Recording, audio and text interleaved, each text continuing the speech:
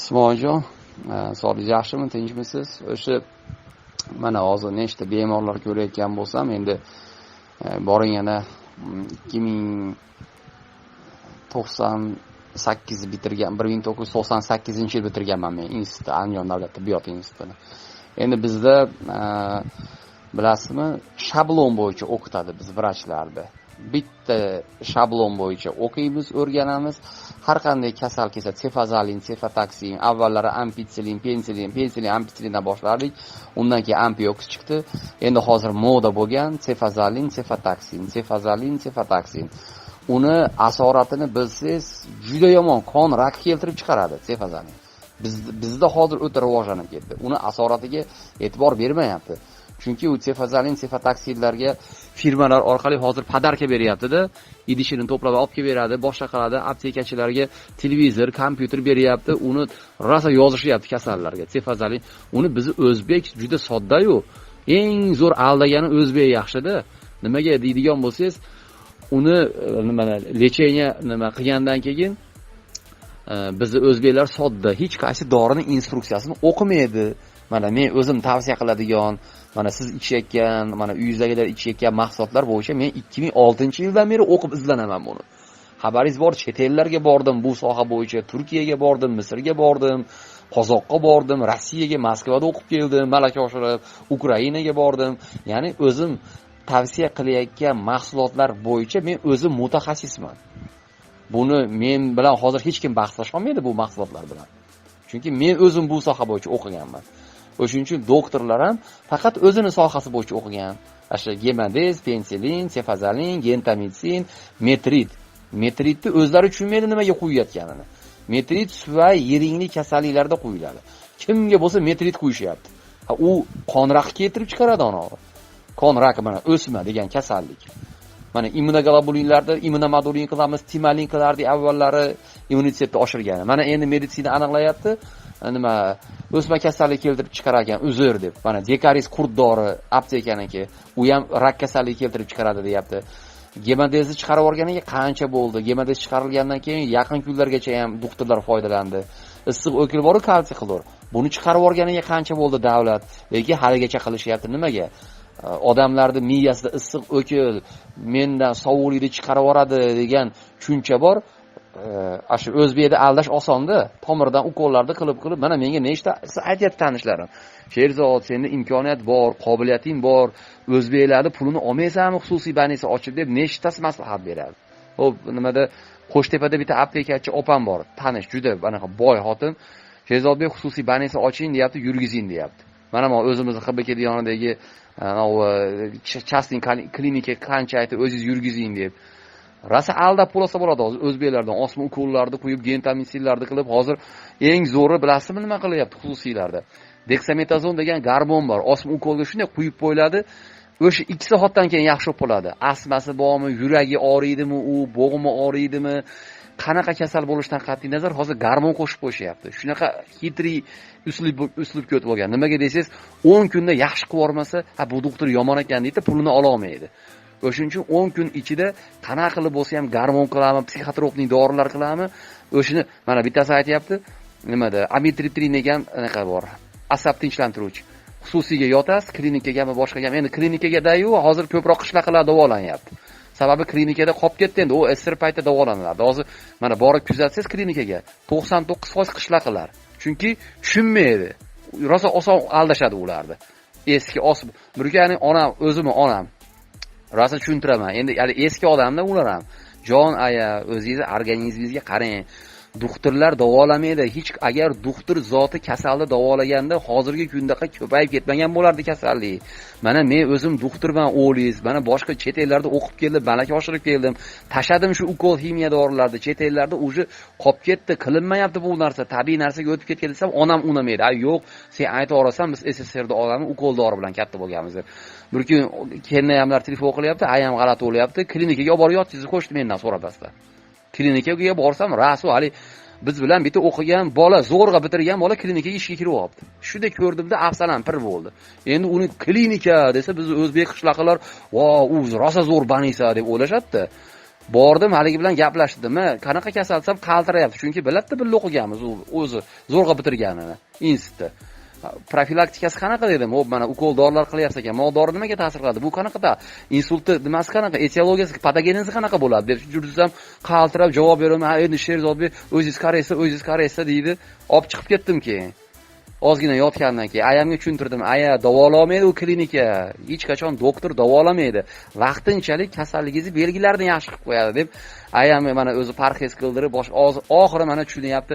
Ha, o'zingga bog'liq ekan. Baribir o'sha ovqatlanish, manaqa tabiiy narsalarni yeb yaxshi bo'lasan ekan.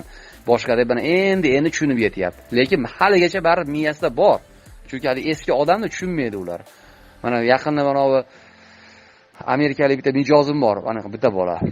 Ana internet orqali chiqdi menga, Sherodaga shunaqa kasal bo'lib qoldim, boshqa qildim, shunga deydi, sizni topdim shu через anaqa internet kanallaringiz orqali dedi.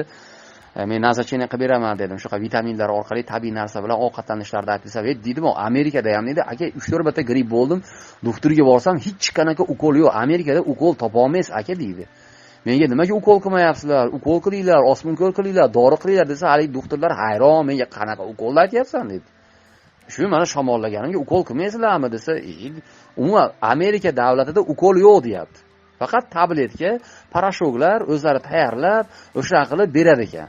Nima, nazarchini qilib. Faqat deydi tabletka orqali deydi, sanali narsalar beradi deydi. Hammasini. Shu bizda qolib ketdi xolos. Chunki O'zbek hozirgacha nimada ovqatdan ko'ra dori zo'rayapti-da, o'sha uchun maza qilib pul ish qilyapti. Doktorlar ham, apteka ham. O'shuning uchun demoqchimanki, tabiiy narsa baribir tabiiy narsa. Mana hozir 2006-yildan beri hozir 13 yil bo'ldi. Orada ozgina tanaffus hisobga olmaganda qancha bemorlarga beryapman. Mana sahar kasallari nechtasi yaxshi bo'lib ketyapti. Chunki organizmni o'zini tabiiy holatiga qo'yib berishlik kerak. Organizm o'zini o'zi davolaydi. Faqatgina biz bunga sharoit qilib bermayapmiz. Bola yo'tasi ham yugurib borib ampitsilin, uni nima oksatsilin olishib olaveradi. Sal beli og'rib qolsa yugurib borib sefazalin, aloe olishib oladi. Men ukolini, ukol yaxshi qilsa, bu yoqqacha yaxshi bo'lib ketardi. Odamlarni qarang, ana nima ovqatdan ko'ra dori yeyapti hozir. Chunki aldagani o'zbek yaxshi, maza qilib pulini olyapti. Men ham shayton vasvasa qilyapti, xususiy ochib pulini olmaysan qishlaqalarda deb. Vijdon qo'ymayapti. Chunki osonda hozir meditsinada pul topish. 10 kunda yotib 1,5 million 900 ming tomiridan qo'yib garmonni qilib chiqaraverasiz. 10 kunda zo'r bo'lib qoladi. Ha endi nariyoqqa borib javob berish bor. O'sha tomonidan qo'rqib turibman. Bo'lmasa hozir chek solish kerak, mashina olish kerak. Balansi ochib rosa aldagim kelyapti meni ham o'zbeklarda. Lekin mayli qiyinroq bo'lsa ham, uzoqroq bo'lsa ham mana tanlagan yo'lim yaxshi.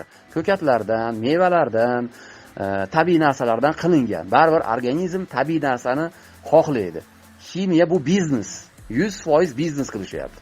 Kerak emas, kerak. Reanimatsion holatlarda agar bemor hushidan ketgan, koma holati bo'lgan bo'lsa, shokka tushgan holatda, uzoq hushsiz holatda bo'lsa, o'shunda biz ukol yo shprits orqali tomiridan ozuqalarni vaqtinchalik berib turishimiz mumkin. Agar mijoz sog' holatda, ko'zi ochiq, hushida, tomog'idan ovqat o'tyaptimi, buni 100% tabiiy yo'l bilan davolash kerak. Uni davolayotgan doktorlar, mana Oblbanisabi klinikami yo boshqa joydami, chastliklardami borib sal malaka oshirib, bir chet ellarga pul sarflab borib o'qib o'rganib kelsa, chet elga borsa kirgizmaydi. Bu nazarcheniyasi bilan sudga berishvoradi.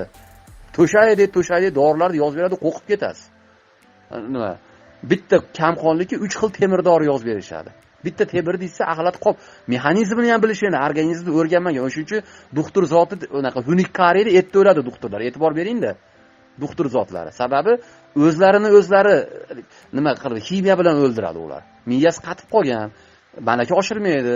O'sha 80-70-yilda chiqqan bitta Mashkovskiy degan kitobimiz bor. O'shaga qarata ukolni sayib o'tirishaveradi. Gupara qasir dorini berib, instruksiyasini ham o'qimaydi. Instruksiyada o'qisangiz instruksiyasini birov dori ichmay qo'yadi. O'shunga men demoqchimanki, baribir uzoqroqda bo'lsa ham tabiiy yo'l bilan davolangan yaxshi. Biz masalan meni doktorlar lobimga chiqa olmaydi tabiiy nima bo'yicha. Chunki 2-3 ta savol beraman, qochib ketadi. Prosta aldab yurishibdi. O'zi ham tushunmaydi nima qilayotganligini. Hali ham hozir eng yomon tomoni garmonga o'tib ketishgan. Garmonni qiladi, zo'r bo'lib qoladi, sirasi. Keyin 3 oydan keyin, 6 oydan keyin yana qaytalanaveradi, ta'sir qilmaydi, oxiri quriydi organizm. O'shanga men demoqchimanki, baribir hali chalg'imasdan tabiiy narsani qilganimiz yaxshi. Masalan, isbotlab bersin agar zo'r bo'ladigan bo'lsa. Yo'q, mana sefazalin zo'r, gentamitsin bilan zo'r. Mana gentamitsin olga homiladorlar. Bitta nima kelyapti, ana mijozim. Nimada ham ana kanalga ham yozib tashab qo'yganman. Juda hali ajoyib bir shirin bolasi bor. Kar, unaqa eshitmaydi. Ham soqoq, ham kar. O'zimdan tavakkal savol berdim. Opa, homiladorligingiz qanaqa o'tgan? Gripp bo'lganmisiz? Ha dedi. Gentamitsin olmaganmiz homiladorlik desam, gentamitsin olganman-da deyapti. Ana, homiladorlikda bitta mol ginekolog parosati yo'q. Nima ginekolog nimaga ayolga gentamitsin buyurib qo'ygan. Gentamitsin olsa homiladorlikda ayollar bolasi kar va soqoq tug'iladi. U mol parosati yo'q, kitobda ham, shu o'zi qilayotgan dorini ham to'la o'rganmaganda. O'shuning uchun men tavsiya qilayotgan dorilarda bitta zo'r tomoni, yangi tug'ilgan chaqaloqqa bir bankasini ichirib olsa ham zarar qilmaydi organizmga. Chunki bu mirovoy standartdagi, GMP standartdagini olgan mahsulotlar bular. Men o'zimda sinab, keyin boshqalarga tavsiya qilaman. Mana hozir Murskoy kompleksda ham o'zimda sinadim, natija oldim va o'sha sohalarga, kasallarga o'sha narsani tavsiya qilyapman, o'zimda sinab ko'rib turib. O'shuning uchun men demoqchimanki, juda katta hozir ehtiyot bo'lish kerak mahsulotlarda.